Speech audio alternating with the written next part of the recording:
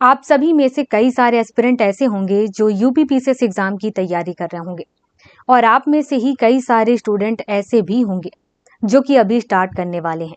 तो ऐसे स्टूडेंट जो कि यूपीपीसीएस एग्जाम की तैयारी स्टार्ट करने वाले हैं, जिनको एग्जाम से रिलेटेड कोई जानकारी नहीं है, तो इस क्लास के माध्यम से आपको यह जानकारी हो पाएगी कि आखिर इसका एग्जाम पैटर्न क्या है, इसके साथ ही इसका सिलेबस क्या है, और इसी के माध्यम से आप अपनी तैयारी स्टार्ट कर सकते हैं। आज की इस क्लास में आपको एग्जाम से रिलेटेड सभी जानकारी पूरे डिटेल में दी जाएगी ताकि आप अच्छे से तैयारी शुरू कर सकें।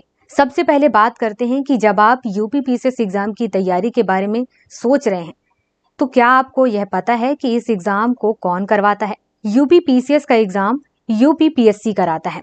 यूपीपीएससी एक ऐसी संस्था है जो कई अलग अलग एग्जाम कराती है, जिसमें से एक एग्जाम है यूपीपीसीएस भी। हिंदी में कई अलग नाम से भी जाना जाता है, जैसे कि सम्मिलित राज्य और प्रवर अधीनस्थ सेवा परीक्षा। यहाँ पर इस एग्जाम को इस नाम से भी जाना जाता है। अब बात करते हैं एग्जाम पैटर्न के बारे में। यह एग्जाम 3 स्टेज में कंप्लीट होता है। पहला होता है प्रीलिम्स, दूसरा होता है मेंस और तीसरा होता है इंटरव्यू, जिसे हिंदी में आप सभी समझ लीजिए। पहला होता है प्रारंभिक परीक्षा, दूसरा है मुख्य परीक्षा और तीसरा है मौखिक परीक्षा। अब यहाँ पर इसके आगे के प्रोसेस को समझते हैं। जब आप प्रीलिम्स एग्जाम को पास कर लेंगे, उसके बाद आपको मुख्य परीक्षा देने का मौका मिलेगा, मतलब कि मेंस एग्जाम देने का मौका मिलेगा।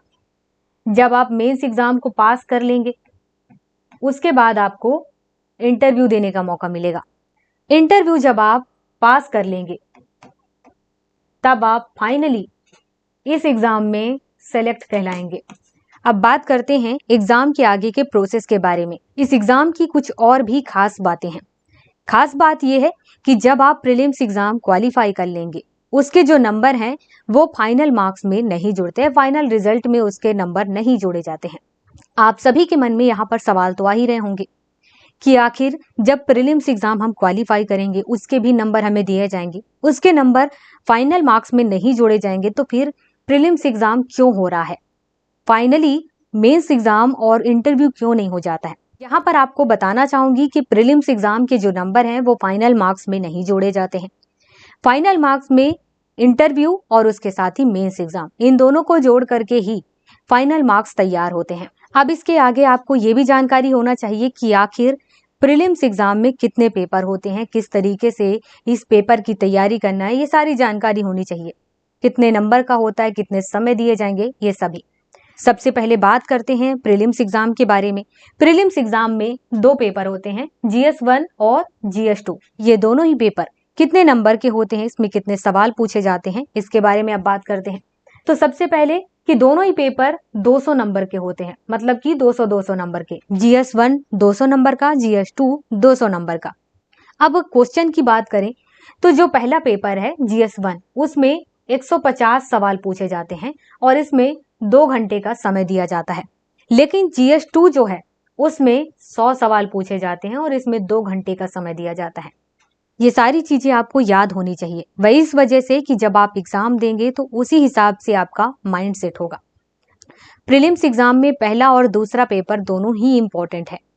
पहला पेपर सुबह होता है और दूसरा पेपर उसके बाद होता है। प्रीलिम्स एग्जाम में जो पहला पेपर है उसमें आप जितने अच्छे से अच्छे नंबर लेकर के आएंगे आपके लिए अच्छा है। वह इस वजह से कि उसी पेपर के नंबर के बेस पर आपको सेलेक्ट किया जाता है मेंस एग्जाम के लिए। मन में सवाल आ रहा होगा कि आखिर दूसरा पेपर फिर किस लिए इम्पोर्टेंट है। तो दूसरा पेपर इसलिए इम्पोर्टेंट है क्योंकि इसमें आपको क्वालिफाई होना जरूरी होता है। जब आप पहले पेपर में बहुत अच्छे नंबर लेकर के आएंगे और दूसरे पेपर में पास हो जाएंगे, उसके बाद ही आपको मेंस एग्जाम के लिए सेलेक्ट किया जाएगा। दूसरे पेपर में आपको केवल 33% लाना होता है, मतलब कि 200 नंबर में से 33% आपको लाना है, तो जाकर के आप दूसरे पेपर में क्वालिफाई होंगे। प्रीलिम्स एग्जाम के GS फर्स्ट में उसका सिलेबस क्या है, अब इसके बारे में बात करते हैं हम। टॉपिक है राष्ट्रीय एवं अंतरराष्ट्रीय महत्व की सामयिक घटनाएं, मतलब कि आपको नेशनल और इंटरनेशनल दोनों ही लेवल का करंट अफेयर जानना होगा, क्योंकि इससे रिलेटेड भी क्वेश्चन पूछे जाएंगे। इसके अलावा नेक्स्ट है कि भारत का इतिहास एवं राष्ट्रीय आंदोलन, ध्यान दीजिएगा आप सभी लोग, भारत का इतिहास एवं राष्ट्रीय आंदोलन का मतलब है कि आपको भारत के इतिहास के बारे में जानकारी होना चाहिए। आप सभी को यह बात तो पता होगा, नहीं हो तो मैं यहाँ पर आपको बता दूं, भारत के इतिहास को जानने के लिए आपको इसके लिए प्राचीन भारत, मध्यकालीन भारत और आधुनिक भारत, इन तीनों की जानकारी होनी चाहिए।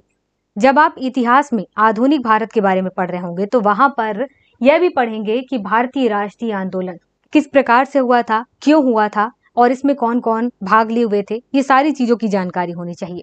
नेक्स्ट टॉपिक पर बात करते हैं तो इसके आगे भारत एवं विश्व का भूगोल, इसके बारे में भी आपको जानकारी होना चाहिए। मतलब ये है कि आपको भारत के भूगोल के बारे में जानकारी हो और इसके साथ ही विश्व के भूगोल के बारे में भी जानकारी हो।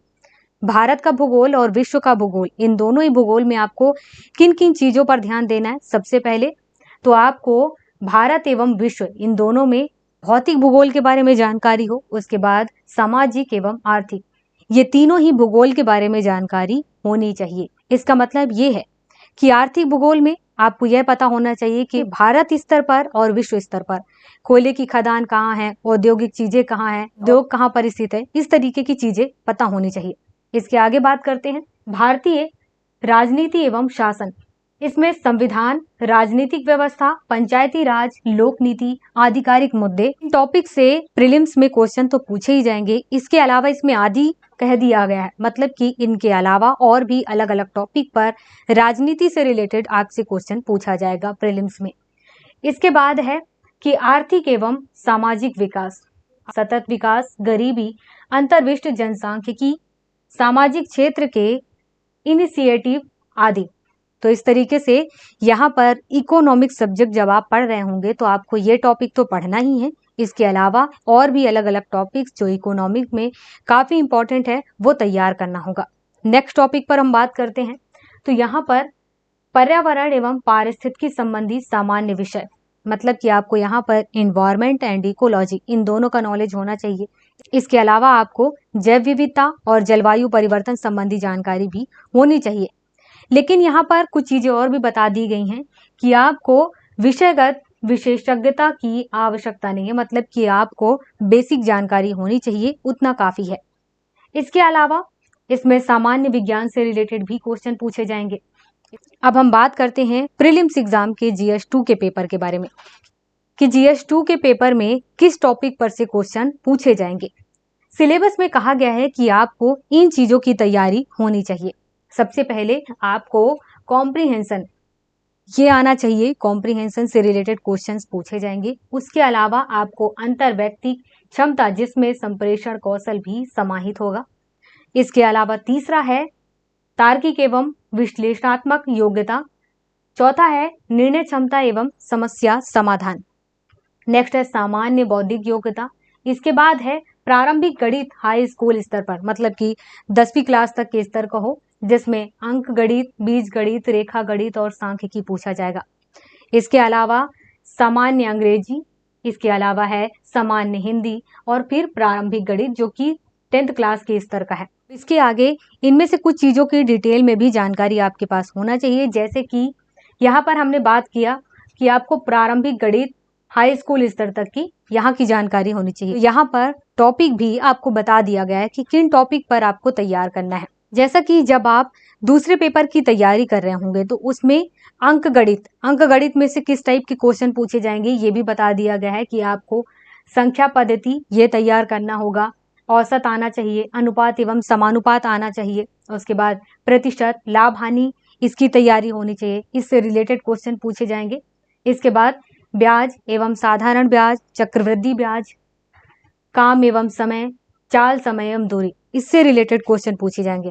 इसके बाद बोला गया है कि बीज गणित से रिलेटेड क्वेश्चन भी पूछे जाएंगे। उसमें आपसे बहुपद के गुणनखंड, बहुपदों का लघुत्तम समापर्त एवं महत्तम समापर्त एवं उनमें संबंध, शेषफल, प्रमेय, सरल युगपत समीकरण, द्विघात समीकरण। इसके अलावा इसमें पूछा जाएगा समुच्चय सिद्धांत, समुच्चय, उपसमुच्चय, उचित उपसमुच्चय, रिक्त समुच्चय, समुच्चय के बीच सक्रियाएं। इस तरीके से इस क्वेश्चन पेपर में इस तरीके के सवाल भी पूछे जाएंगे या इन टॉपिक्स पर से सवाल पूछे जाएंगे। इसके बाद यह भी कहा गया है कि आपसे रेखा गणित से रिलेटेड भी सवाल पूछे जाएंगे। जब आप रेखागणित की तैयारी कर रहे होंगे तो वहां पर आपसे किस टॉपिक पर सवाल पूछा जाएगा या आपकी तैयारी किन टॉपिक पर होनी चाहिए यह भी बता दिया गया है। तो आपको तैयारी करते समय त्रिभुज, आयत, वर्ग, समलंब, चतुर्भुज, इसके अलावा वृत्त की रचना एवं उनके गुण संबंधी प्रमेय, परिमाप एवं उनके क्षेत्रफल, इसके आगे भी बताया गया है कि और भी आपको किन किन चीजों की जानकारी हो। वो है गोला, समकोणीय वृत्ताकार बेलन, समकोणीय वृत्ताकार शंकु एवं धन के आयतन एवं पृष्ठ क्षेत्रफल। इसके अलावा है सांख्यिकी, आंकड़ों का संग्रह, आंकड़ों का वर्गीकरण, बारंबारता बंटन, सारणियन, संचय। इसके अलावा और भी काफी सारी चीजें हैं, आप चाहें तो यूपीपीसीएस के अपने नोटिफिकेशन से देख सकते हैं। प्रीलिम्स एग्जाम के GS2 में जब आपसे इंग्लिश पूछा जाएगा तो आपको जनरल इंग्लिश में किन चीजों की जानकारी हो ये भी पता होना जरूरी है, उसी हिसाब से आप तैयारी करेंगे। तो आपको कॉम्प्रिहेंशन आना चाहिए, एक्टिव वॉइस और पैसिव वॉइस आना चाहिए। इसके अलावा parts of speech, transformation of sentences, इसके अलावा डायरेक्ट एंड इनडायरेक्ट स्पीच और स्पेलिंग्स आना चाहिए, वर्ड मीनिंग आना चाहिए, वोकैबुलरी यूजेस आने चाहिए। इसके अलावा आइडियम्स और फ्रेजेस भी आना चाहिए, फिल इन द ब्लैंक्स भी आना चाहिए। इस तरीके से जब आप इंग्लिश की तैयारी करेंगे तो आपको ये सारे टॉपिक्स की तैयारी अच्छी होनी चाहिए, या यूँ कहो कि ये सारे टॉपिक्स तैयार करना होगा। इसके अलावा GS2 में आपको हिंदी की भी तैयारी करनी होगी। हिंदी में क्या क्या चीजें पढ़ना है ये भी सिलेबस में बताया गया है।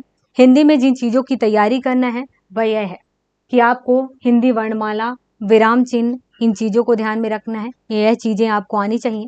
इसके अलावा शब्द रचना, वाक्य रचना और अर्थ, इसके अलावा शब्द रूप, संधि, समास, क्रियाएं, ये सारी चीजें आनी चाहिए। इसके अलावा है अनेकार्थी शब्द, विलोम शब्द, पर्यायवाची शब्द, मुहावरे एवं लोकोक्तियां, तत्सम एवं तद्भव, देशज और इसके साथ ही विदेशी शब्द। इन चीजों को आपको समझ में आना चाहिए, इन चीजों के बारे में आप जाने रहें। इसके बाद है वर्तनी और अर्थबोध के बाद है हिंदी भाषा के प्रयोग में होने वाली अशुद्धियां। देखते होंगे कि कई सारे क्वेश्चंस पूछे जाते हैं जिसमें कहा जाता है कि ये सारी चीजें हिंदी भाषा में लिखा हुआ है और इसमें कुछ चीजों की अशुद्धियां हैं, तो अशुद्धियां क्या है यह बताइए, या फिर यह होता है कि यह बताइए कि इनमें से कौन सा शुद्ध है, और बाकी सारे ऑप्शंस अशुद्धियों में लिखा हुआ होता है। इसके अलावा आपको उत्तर प्रदेश की मुख्य बोलियों के बारे में जानकारी होनी चाहिए। तो इस तरीके से जब आप पहले पेपर की तैयारी करेंगे तो आपको किन किन चीजों को ध्यान में रखना है, सिलेबस के अकॉर्डिंग सारे टॉपिक्स को तैयार करना है। इसके बाद जब प्रीलिम्स एग्जाम में GS2 के पेपर की तैयारी करेंगे तो वहां पर किन किन चीजों को ध्यान में रखना है, किन किन टॉपिक्स को तैयार करना है, ये भी डिटेल में बता दिया गया है।